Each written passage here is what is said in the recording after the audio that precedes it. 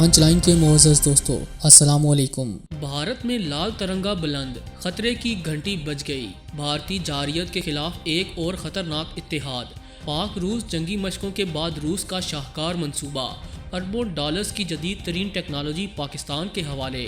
مودی سر پیٹنے لگا، پاک روس تعلقات کا سنہرا دور شروع۔ چین روس پاکستان کا اتحاد ڈٹ گیا۔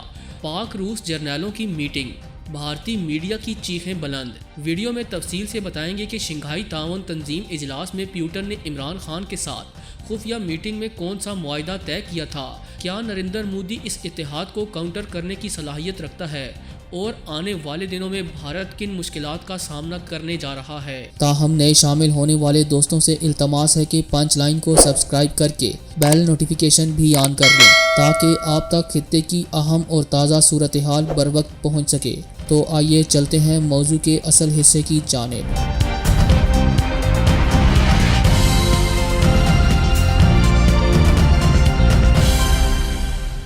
دوستو، پاک روس تعلقات نے ایک اور سنگ میل عبور کر لیا۔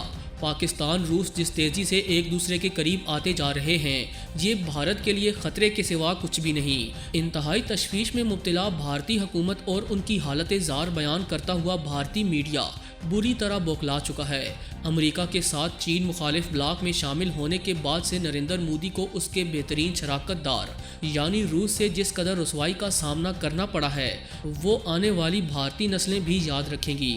حال ہی میں پاکستان اور روس نے جنگی مشقوں کا آغاز کیا، اور جیسے ہی روس کی جانب سے یہ اعلان کیا گیا کہ وہ 30 نیٹو ممالک کے ساتھ آئندہ سال پاکستان میں بحری مشقیں کرے گا، اس نے بھارت کو ایک نئی پریشانی میں مبتلا کر دیا ہے۔ اب یہ کہنا مناسب ہوگا کہ پاکستان اور روس کا مشترکہ دشمن بھارت اس بڑھتی ہوئی قربت سے نہایت پریشان نظر آ رہا ہے۔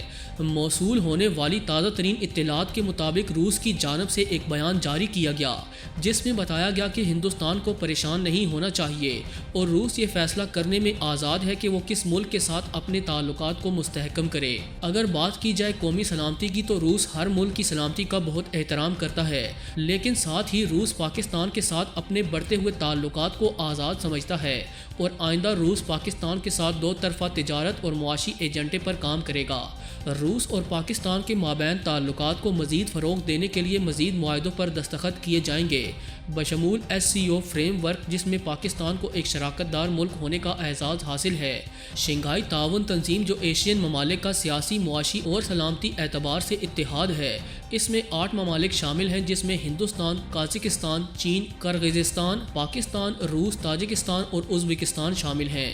دوستو، کچھ ماہ قبل روس اور پاکستان نے 1100 کلومیٹر پائپ لائن کی تعمیر کا معاہدہ کیا، جس کی مدد سے پاکستان کو قدرتی گیس کے مزید ٹرمینل سے رابطہ قائم کرنے میں مدد ملے گی۔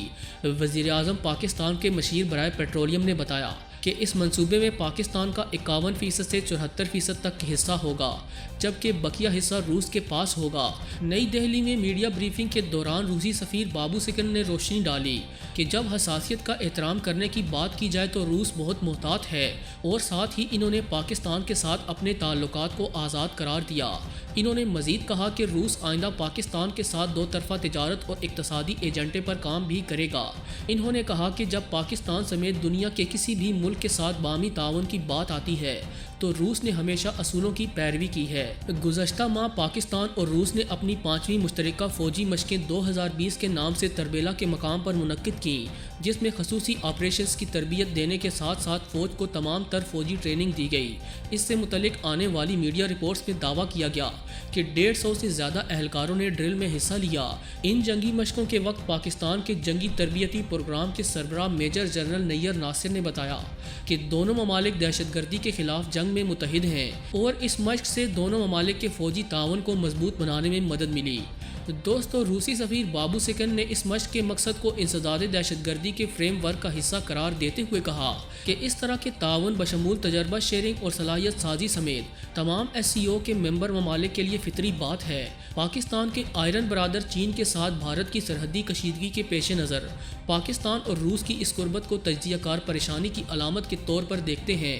بھارتی تجزیہ کار کہتے ہیں کہ پاکستان اور روس کے تعلقات بھارت کے ساتھ روس کے تعلقات کو بہت پیچھے چھوڑ چکے ہیں۔ ہیں اور نئی دہلی میں انتہائی تشویش پائی جاتی ہے۔ روس چین کے ساتھ اپنے تعلقات کے بڑھتے ہوئے توازن اور ایشیا پیسیفک میں اس کی کمزور ہوتی پوزیشن سے واقف ہے۔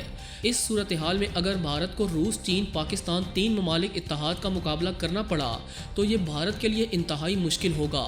بھارتی تجزیہ کار مزید کہتے ہیں کہ بھارت نہ صرف روس کا اسٹریٹجک پارٹنر تھا بلکہ بھارتی فوج کے ہاتھ استعمال ہونے والا تقریباً 80% اسلحہ بھی روسی ساختہ ہے۔ دوسری جانب روس اور پاکستان ایک دوسرے کے لیے معاشی لحاظ سے ایک نمایاں طور پر مارکیٹ بھی ہیں، جس کے ساتھ تجارت کو فروغ دینے کے لیے ملٹی ویکٹر پالیسی طے کرنا روس کا ایک مقصد ہے۔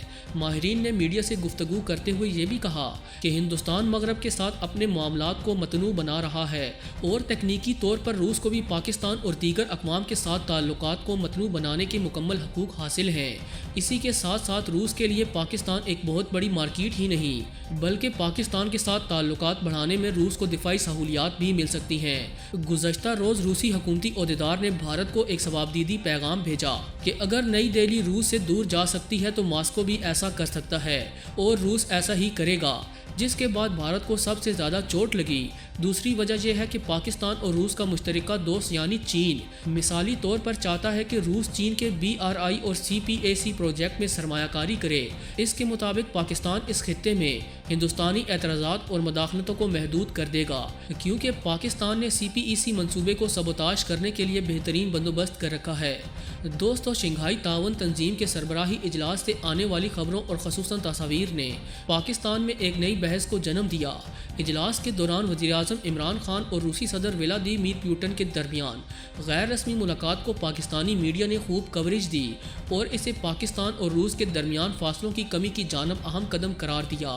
اجلاس میں عمران خان اور پوٹن کے ساتھ ساتھ بیٹھنے، اس دوران دونوں کی خسر پسر اور SCO سربراہان کے ساتھ بننے والی الوداعی تصویر میں شانہ بشانہ کھڑے ہونے کو دونوں ملکوں کے بہتر ہوتے تعلقات کے لیے استعارے کے طور پر استعمال کیا گیا۔